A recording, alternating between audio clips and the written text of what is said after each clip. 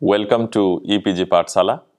I am Amya Kumar Das, associated with the Department of Sociology, Tezpur University. Today, in this session, we will begin with an introductory overview to the whole paper or whole course on contemporary social theory. Title of this module is From Sociological Theory to Social Theory, Introducing the course and its perspective. As we all know, sociological theory and methodologies were initially established by the forerunners of sociology like Karl Marx, Max Weber and Emil Durkheim. But its objectives and methods were more clearly delineated by the founding fathers like Auguste Comte and Emil Durkheim. So to understand this, we need to go through various phases and aspects how this sociological theory became social theory in terms of its acceptability and practice. This module briefly delineates about other modules which are part of this contemporary social theory paper and how it has been designed and framed. There are two phases which changed the way it has been theorized, the theorizing in the social theory. The first period refers to the post-Second World War period, and the second period is around 1990s, where we have that Washington consensus, the globalization took up, the liberalization and privatization, they were introduced in various countries and nations. So these two periods are significant in terms of looking at this change or this shift or the transformation from this sociological theory to social theory. How various practitioners of sociology and the sociologists and the social scientists, they intervened all over the world. Initially, this frame of knowledge were emerged in the West, claiming the universality, superiority, and they said it should be replicated in other parts of the world to study the social processes in terms of scientific methods, which could be claimed as more authentic and superior and reliable. But eventually, when the people from third world countries and the peripheries like South Asia, Latin America and African context started challenging this domination of Western power over other people in the domain of knowledge production, then came various forms of social theories. So there were transformation in the early period and the later period as well. Initially, when the history, sociology and other disciplines like they were disciplines like economics, anthropology, history, philosophy were there. But after that, sociology emerged as a distinct discipline in the West, mostly in the 19th century, and in the 20th century it gained prominence. It had to be specific to cater to the need of that time, and it emerged to study the distinct social, quote unquote social, and it became different from other discipline in terms of its methodology and methodological rigor. So during that time, the Western form of knowledge dominated this so-called positivist discipline. They claim, like science studies the nature, sociology can study the society in scientific manner. So slowly, when countries and nations, they were getting independence in various parts of the world from this colonization, they started questioning this superiority of knowledge system of the West. They started criticizing from this margin and they started developing their own form of knowledge where they could understand their own specificities and realities. The role of Frankfurt School and generation of new ideas and approaches in the case of the shift from sociological theories to social theories. So, we can see there are many challenges to the whole domain of ideas where this Western knowledge system established its supremacy over other forms of knowledge system. May it be in the natural sciences or in social sciences and humanities. The whole idea of binaries which they construct in terms of hierarchy, superior, inferior, good, bad, civilized, barbaric, so on and so forth, that notions of binaries were challenged by theories which were emerging from this periphery and margin.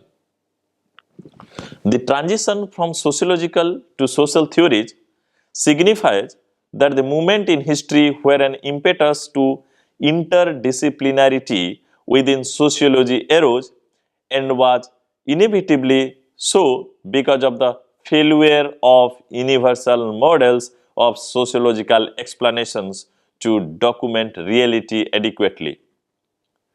The contradictory events that were taking place in the West went against the predictions of the sociological theorists. For an example, capitalism was not overthrown by the proletariat revolutions.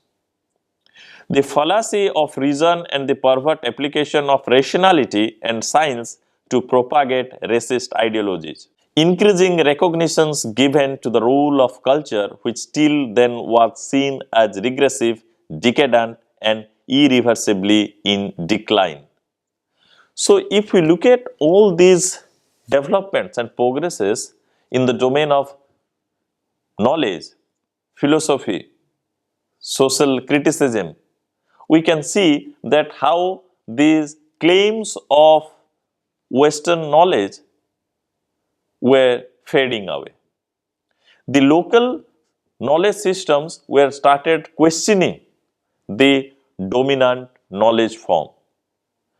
The supremacy and domination, this scientific knowledge which was trying to establish, they were proved wrong most of the times. So it created a kind of situation where other forms of practices, other forms of knowledge system started arising and started questioning these dominant notions of these binaries which were created by the Western form of thought. Orthodox Marxism underwent a crisis moment in which the revolutionary potential was fizzling out. There was a need for organic intellectuals, as Gramsci opines, would be needed who would articulate the needs of the working class people. The arrival of the neo-Marxists of the Frankfurt School like Horkheimer, Althusser, Adorno, Habermas marked the scene in which explanations for the various phenomena, for example the rise of authoritarian personalities, were sought from other disciplines like psychoanalysis, cultural studies, and literature, history, and so on and so forth. The disciplinary boundaries were being unsettled and readjusted for the purpose of accommodating multiple views. If we look at this development of disciplinary practices, this orthodox Marxism were also changing. There was a critical intervention by the theorists, social scientists, and philosopher and sociologists from this Frankfurt School gave a new field for discussion and new field to develop more social theories which were interdisciplinary in nature. Sociology, in its strict sense, they adhere to a particular methodological tools or methodological ways to strictly practice in its own domain, in its own boundaries. Whereas social theory encourages us to bring in other forms of ideas which were not available inside these sociological theories or sociological methodologies. It encourages us to bring in other ideas from other disciplines. It gives us possibilities for an interplay between various subjects, thereby creating a more productive and fertile ground of knowledge system to understand the social realities and social processes in various parts of the world. If we look at these conditions, like various sociologists and philosophers like Althusser, Gramsci, Habermas, Adorno, Horkheimer, they have encouraged and strongly argued for the need for us to go beyond this kind of binaries and to have more options, more tools to analyze the social reality rather than restricting us or binding us to a particular method which was created by these sociological practices. So thereby there was a demand, there was call, there was appeal to go beyond this restriction and try to incorporate other methods, other methodologies, other ideas, other conceptual categories which will be more useful for us to understand the world. This period of post-Second World War was marked by the rising sensitivity towards the futile attempts to restrict social science research to boundaries of technical sociology.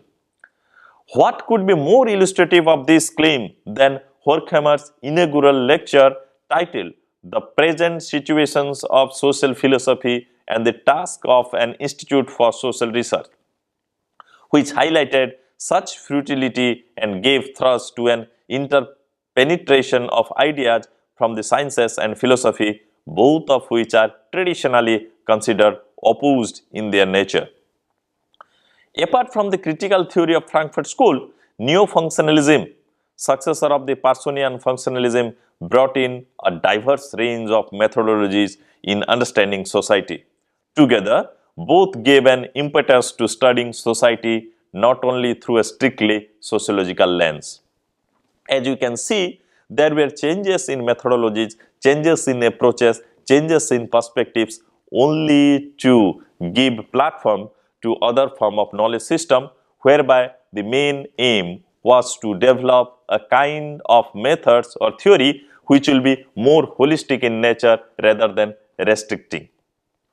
We could see from this all development and transformation over the period that how the strictness and the rigidity was breaking away.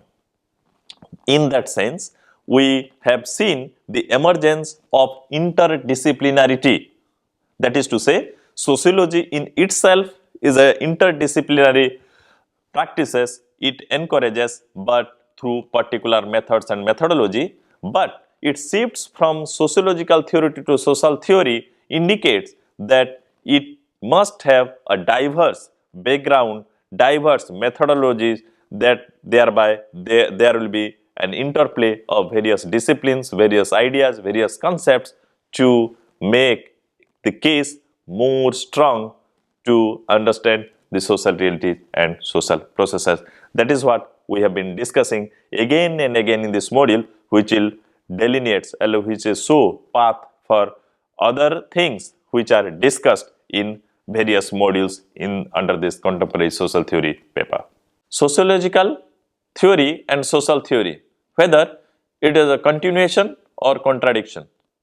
If we look at the sociological theory, these theories, they have certain things in common and certain distinction and specificity within themselves. Sociology makes us to see the society in a particular manner.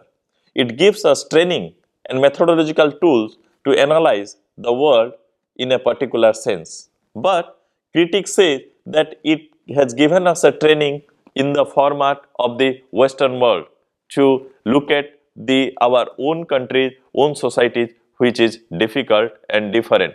If you look at social theory is more broad than sociological theory, where it gives us possibilities, a high level of creative interplay between various disciplines. There are many theorists who do not belong to sociology per se, but their idea on social theory is very useful in the sociological domain. People like Sartre, Michel Foucault, Sudipta Kaviraj, their idea of sociological or for that matter social theory is very useful, and many sociologists they use in their own domain. So the work of Peter Winch, titled The Idea of a Social Science, it accuses this singular authority or the rationality of social science or natural science discipline over this universal claim. It says it is totally false to claim that rationality, and we cannot judge or we cannot analyze the world in that particular singular universal rational analytical tool. In the middle of the 20th century, different theoretical paradigms they emerged. And if you look at the whole scenario, there were various development in the later phase. Important changes happened when there was a move towards incorporating different methods of studying the world. And the second important thing is that there was a move towards acknowledging pluralism in social theory or difference and diversity because of decolonization efforts. So, if we look at these changes and development in the field of knowledge, we would see that sociological theories are not contradictory to social theories. Rather, social theories tries to transcend itself and make the quote-unquote sociological more meaningful, more vibrant, and more fertile, so that it can have more useful perspectives and concepts and analytical tool to understand the social reality. As we have seen, and we will see many more modules in under the part of contemporary social theory, that how these social scientists, philosophers and sociologists, they have criticized the idea of modern and modernity and modernization process, and they have suggested many more concepts and analytical tools whereby we can delink or come out of the shadow of modernity, which has captured and encroached many of the domains in the world knowledge. Decolonization process started, and they started posing serious challenges to these colonizers and the process of modernization and this whole idea of modern. They started developing various kind of concepts and theory which challenged the supremacy of their attitude. They say that this unilinear notion of this world development is not possible. Various theorists from this Latin American context, they showed that how the whole world order linked with one another in a chain system, in a dependency syndrome is being developed through this world system theory and dependency theory. They have shown how center or the core or the metropole, they are exploiting this periphery. These people or these countries which are at margin. So this kind of criticism were emerging from this margin and periphery to challenge the dominance of modern world views. So most of the time we have seen with this module, and in future also with other modules, we will see how binaries are being critiqued by various sociologists and post-colonial theorists. So how to go and further the binaries and beyond? We have seen this sociological theory that it tries to form a knowledge system where these are based on certain rules and regulation. Going back to Durkheim's work on the rules of sociological method, it suggests us that we need to follow certain guidelines to understand the social reality. But later on, due to the interventions of other social theorists, we could see there was a difference and a development in these theories. Mostly or prominently, we could term that as social theory.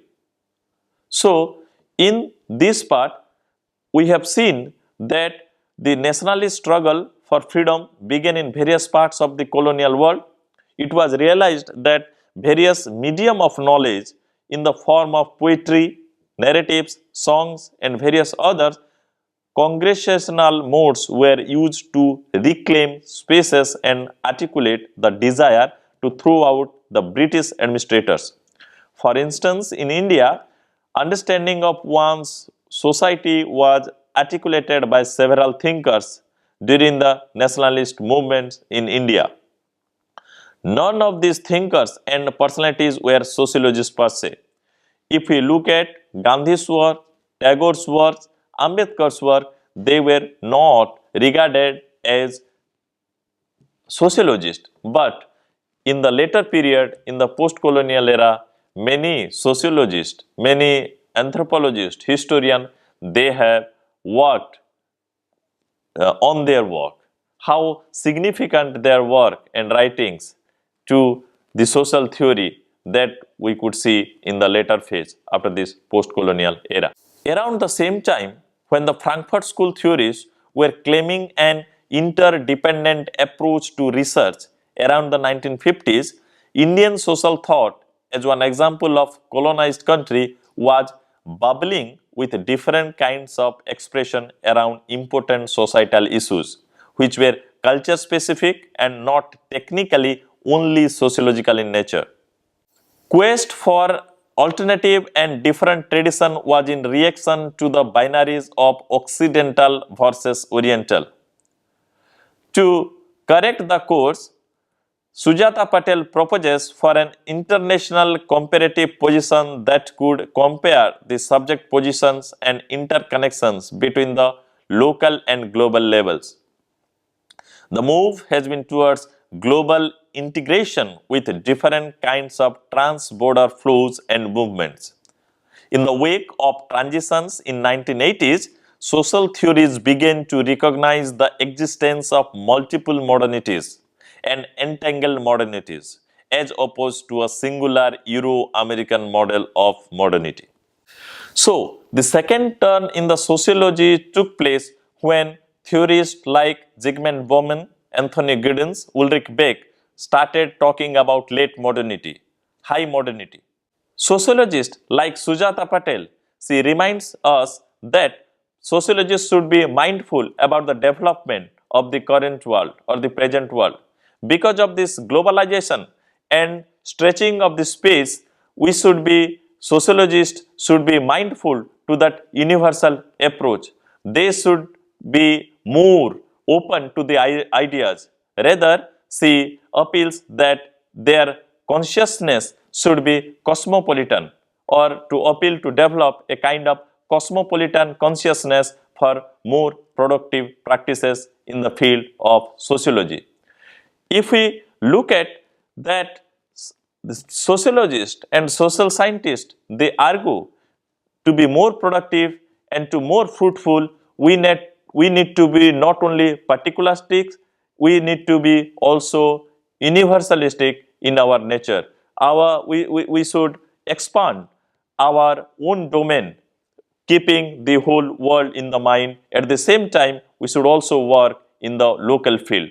So there should be more coherent thought and more interplay of ideas to develop a kind of method which will be more fruitful rather than restricting ourselves to the compartmentalized domain of knowledge. So, to summarize or to conclude, we can say that in this module paves the way for other modules to have discussion on various form of knowledge, various form of ideas which were developed by sociologists, social scientists and philosophers. How there has been a change from the strict sociological domain, sociological theory to social theory. By looking at modernity critically, this paper have various modules where various theorists have developed their own concepts and ideas to critically analyze and dismantle, unwind the whole process of modernity, and to develop certain theories, to develop certain conceptual tools which will be useful for people in the non-Western world, in the margin, in the periphery, to understand various social reality and social processes. Thereby, we will have no more a kind of constraint of this modern world views developed in the Western country, and to restricted ourselves and restricted self to understand the social world. Rather, we can have more options, more choices, more freedom to choose from these ideas and conceptual categories to understand the world more meaningfully. So, to understand more on this module and other modules, please log on to the EPG Pathshala website and consult readings and references. Thank you.